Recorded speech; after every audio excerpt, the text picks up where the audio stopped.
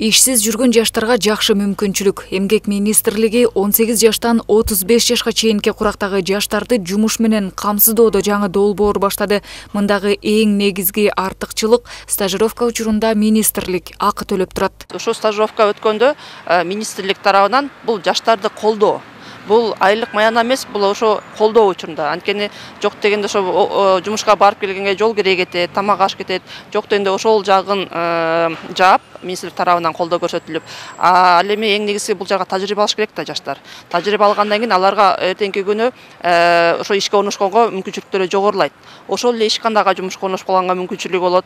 Же болбосо тажрыйбасы болсо башка ишканаларга деле кирип кетүүгө мүмкүнчүлүктү түзүп беребиз. Тажрыйба топтоо учурунда берилчү 7700 сомдон сырткары иш берүүчүлөр тарабынан да колдоо боюнча сүйлөшүүлөр пландалууда. Ал эми кесиптик билими жокторду атайын кыска мөөнөттүү курстардан окутуп, андан соң жумушка орноштуруу каралып жатат. Я, например, выбираю какое-нибудь видео.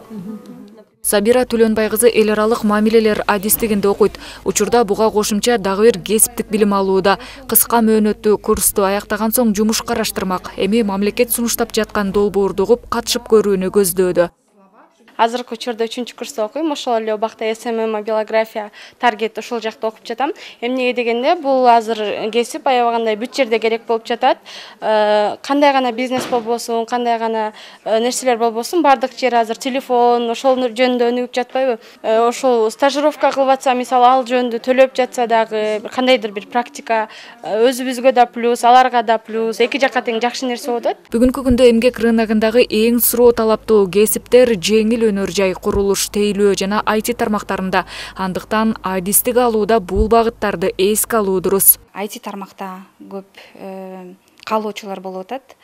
Жана сулуулук тармагы дагы аябай өнүгүп келе жатат. Буга чейин деле жакшы эле болчу, азыркы күндө дагы суроо талаптар жакшы. Азыркы жаштар көбүнчө фриланс болуп иштегенди каалап жатышкандыктан мобилография, СММ жана веб-дизайн профессиялары буга ылайыктуу деп эсептейбиз.